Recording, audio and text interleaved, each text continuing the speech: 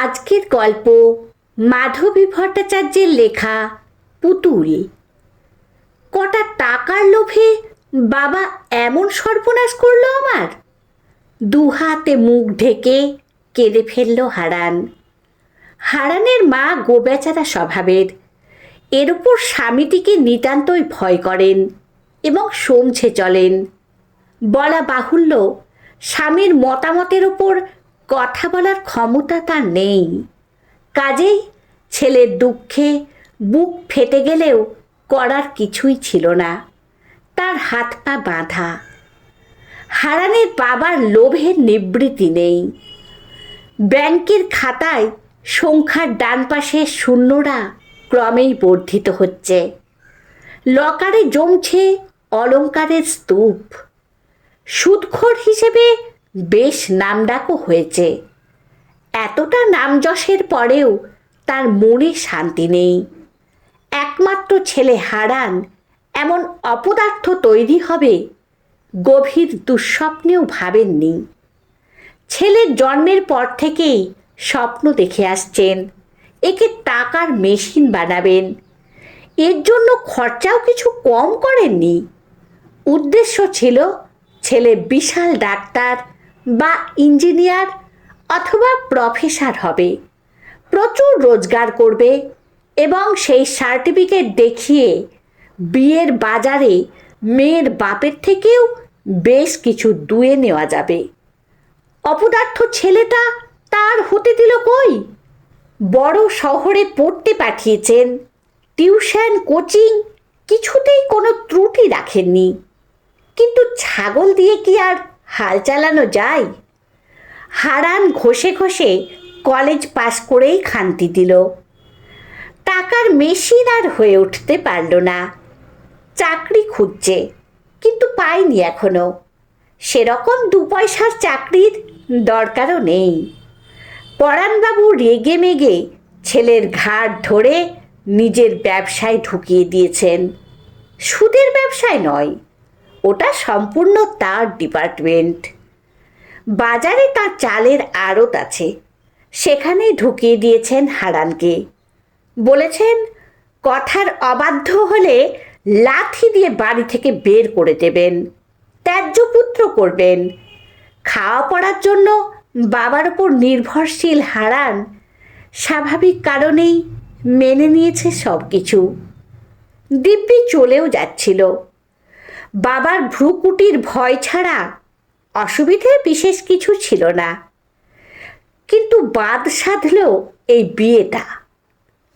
কোথা থেকে কিভাবে বাবা এই সম্বন্ধটা ঠিক করে ফেলল টেরটিও পায়নি।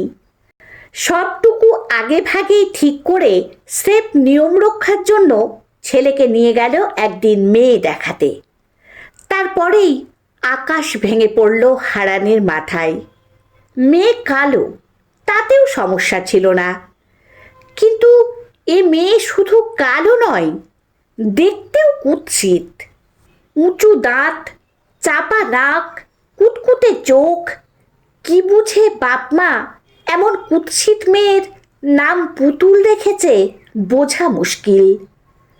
মেয়েটার পাশে শহরে দেখা মেয়েদের মুখগুলো মনে পড়ছিল, আর কষ্টে বুকের ভেতরটাই হু হু করছিল। এমন মেয়েকে বিয়ে করার প্রশ্নই নেই। জীবনে প্রথমবার বাবার বিরুদ্ধে দাঁড়িয়ে বলল কিছুতেই এই মেয়েকে বিয়ে করবে না, বিষ খেয়ে মরবে, তবু এই মেয়ে তার বউ হতে পারবে না। সব শুনে পরাণবাবুও নিজের মতামত সাপ সাপ জানিয়ে দিলেন। তিনিও নিরুপায়। এর মধ্যেই মেয়ের বাপের থেকে 5 লাখ নগদ আদায় করেছেন, আরও 5 লাখ পাবেন। হাতের লক্ষ্মী পায়ে ঠেলার মতো বোকা তিনি নন, সেটাই জানিয়ে দিলেন ছেলেকে। এই মেয়েকে বিয়ে না করলে ঘাড় ধাক্কা দিয়ে তোমাকে বাড়ি থেকে বের করে দেব, সমস্ত সম্পত্তি থেকে বঞ্চিত করে দেব। মা লক্ষ্মীর কৃপায় এমন একটা মেয়েকে পেয়েছি। বাবার টাকার অভাব নেই, শুধু মেয়ের রূপের অভাব। সেই জন্য কতটা টাকা ঘরে আসছে সেটা জানো? এরপর অসহায় কান্না ছাড়া আর কিছুই করার ছিল না হারানের। ছেলেকে সান্ত্বনা দেওয়া ছাড়া মায়েরও আর করার কিচ্ছু ছিল না।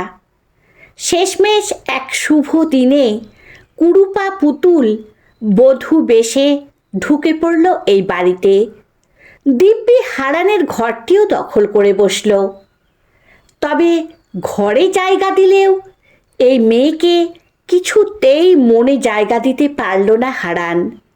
ফলে দিনের পর দিন একই ছাদের নিচে থাকলেও দুটি প্রাণীর মধ্যেখানে জায়গা করে নিল অনন্ত মহাসমুদ্র। সেই সমুদ্র পার করে যাওয়ার কোনো ইচ্ছে বা উৎসাহ কোনোটাই ছিল না হারানের, বলাই বাহুল্য। দিনে দিনে এমন অসুস্থ দাম্পত্য দুর্বিষহ হয়ে উঠল হারানের কাছে। সবচেয়ে গায়ে লাগতো যখন দেখত পুতুলও সেই সমুদ্র পার করার কোনো চেষ্টাই করছে না। এমন কুৎসিত মেয়ে হাজার কাকুতি মিনতি করবে, স্বামীর মন পাবার হাজার ছুতো করবে, কিন্তু পুতুল যেন সত্যিই পুতুল। হারান যাই করে একটাও রা করে না, একবার কিছু জিজ্ঞেসও করে না। চুপচাপ উল্টো দিকে মুখ করে শুয়ে পড়ে, যেন এটাই স্বাভাবিক, এর বাইরে আর কিছু হতেই পারে না।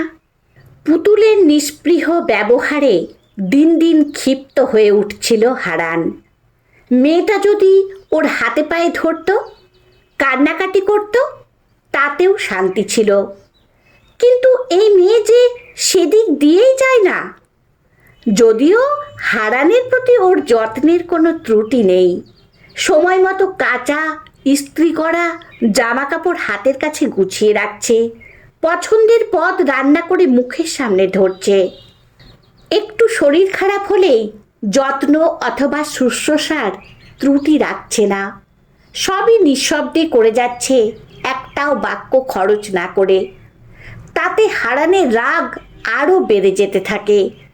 এক রাতে নিঃশব্দে উল্টো দিকে মুখ করে শুয়ে থাকা পুতুলকে ধাক্কা দিয়ে সে বলল, তুমি মানুষ না মেশিন? পুতুল ফিরল স্বামীর দিকে, স্থির দৃষ্টিতে তাকিয়ে বলল, কেন? তোমার মন বলে কিছু আছে? সে আপনি যা ভাববেন। আবার পাশ ফিরে শুলো পুতুল। কি বলবে ভেবে না পেয়ে হারান চুপ করে গেল। নিষ্ফল আক্রোশে জ্বলতে থাকলো সারা রাত। পরদিন সকালে উঠে পুতুল আবিষ্কার করল হারান পাশে নেই, সারা বাড়িতে নেই, কোথাও নেই। অনেক খোঁজাখুঁজির পর বালিশের নিচে একটা চিরকুট খুঁজে পাওয়া গেল। তাতে লেখা, আর একটা দিনও তোমার সাথে কাটালে নিঃশ্বাস বন্ধ হয়ে মরব। চললাম শহরে, আর ফিরব না, বাবাকে বলে দিও। বাড়িতে হুলুস্থুলু পড়ে গেল। নির্বাক রইল শুধু পুতুল।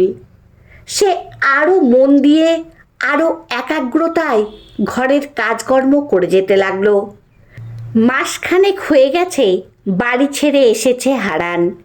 উঠেছে এক বন্ধুর বাড়িতে। বাবার ছায়া মাথা থেকে সরে যাওয়ার যে ভয়ে আক্রান্ত ছিল, আজ তা কেটে গেছে অনেকটাই। দিব্যি তো আছে, অসুবিধে তো হচ্ছে না বিশেষ, বরং হাঁপ ছেড়ে বেঁচেছে। ওই মেয়েটার সঙ্গে এক ছাতের নিচে আর থাকতে হলে মরেই যেত। আর যাই হোক, একটা রোবটের সাথে সংসার করা চলে না। নিজের প্রতি বিশ্বাস দেখতে দেখতে বেড়েই চলল ওর। বাবার ছায়া ছাড়াও চলতে পারে সে, বুঝুক সবাই, বিশেষ করে বাবা। চাকরি খুঁজছে, মোটামুটি সম্মানজনক কিছু পেয়ে গেলেই নিজের জন্য আলাদা একটা ঘর খুঁজে নেবে। একেবারে স্বাধীন জীবন, ঝাড়া হাত পা। যদিও বন্ধুর বাড়িতে বিশেষ সমস্যা হচ্ছে না, বরং বেশ আদরেই আছে, কিন্তু গোলমালটা যে ঠিক কোথায় বাঁধতে চলেছে ঠাউর করতে পারেনি মোটেই। মাসখানেক পর বন্ধুর বাড়ির আবহাওয়া বদলে যেতে থাকলো। বন্ধু এবং বাকি সকলের মেঘাচ্ছন্ন মুখে খাবার টেবিলে তারই সংকেত পাওয়া যেতে লাগলো।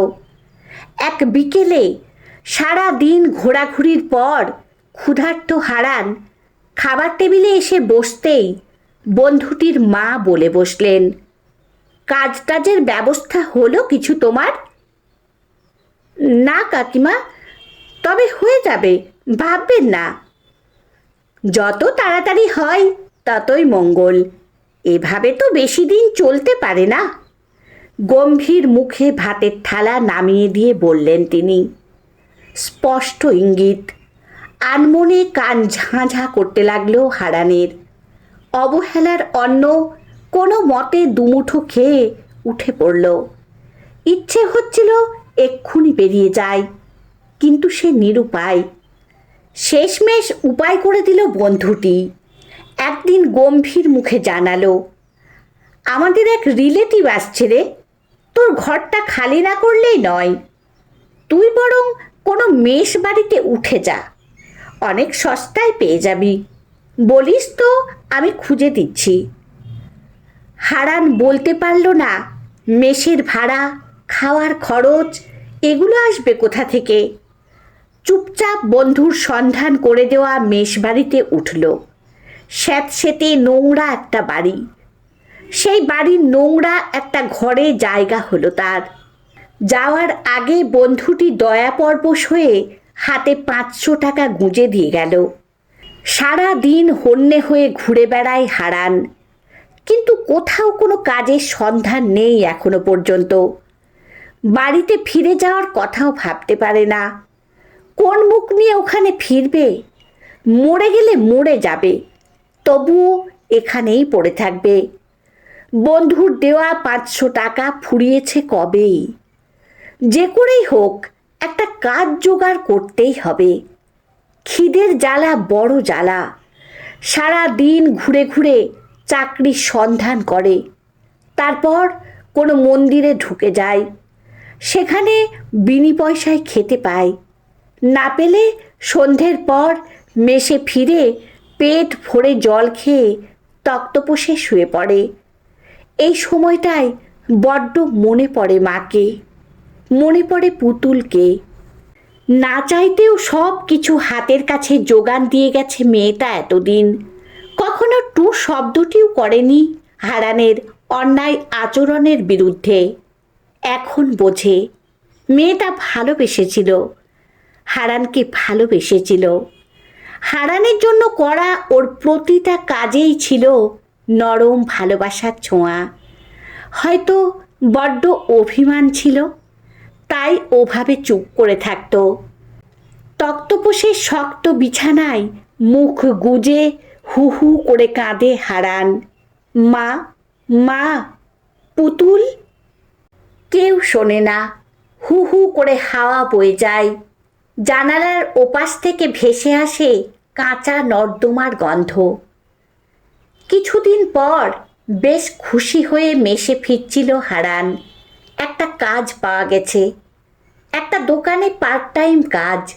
সম্মানজনক কিছু নয়, তবু কাজ তো। দুবেলা খেয়ে বাঁচবে কোনো মতে। মেসের সামনে এসে ওর পা জমে যায়। বাবা দাঁড়িয়ে আছে গেটের সামনে, সঙ্গে পুতুল। হারানের হাঁটু কাঁপতে থাকে, গলা শুকিয়ে আসে।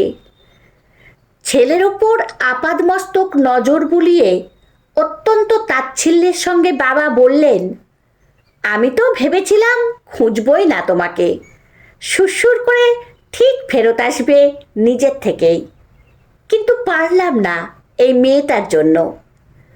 এমন কান্নাকাটি শুরু করলো, বাধ্য হয়ে অনেক খোঁজাখুঁজি করে তারপর তোমার ঠিকানাটা পেলাম। হারান কথা বলতে পারছিল না। বাবা কিছুক্ষণ চুপ করে থেকে গম্ভীর গলায় বললেন, এতদিন কিভাবে কাটিয়েছ সে তো মেসের লোকের মুখেই শুনলাম। খাবার টাকাও যখন ছিল না, ফিরে যেতে পারোনি? আমি ফিরবো না ওখানে, তোমরা ফিরে যাও। হারানের জেদ তবু যায় না। পুতুল এতক্ষণ চুপ করেছিল, এবার ধরা গলায় বলল, বাবা, ওকে ফিরতে বলুন, নইলে আমিও কিন্তু ফিরব না, আর এখানেই থেকে যাব। হতভম্ব হারান কি বলবে বুঝতে পারছিল না। কিছু বলতে গিয়ে দেখল আরও বিপদ, ওর গলাও ভিজে আসছে। সে এক বিচ্ছিরি ব্যাপার। চুপ করে রইল সে। বাড়ি কেন ফিরতে চান না আমার জন্য? মুখ তুলেছে কালো মেয়ে। বড় বড় দুটো ভেজা চোখে কি রয়েছে! দুলে উঠল হারানের মন। তার বউ মেশিন নয়, গোটা একটা আস্ত মন রয়েছে ওর, যে মন জুড়ে রয়েছে হারানের জন্য এক সমুদ্র ভালোবাসা। হারান ভিজে আসা গলায় বলল, এক্ষুনি চলো তবে, বাস ধরতে হবে তো।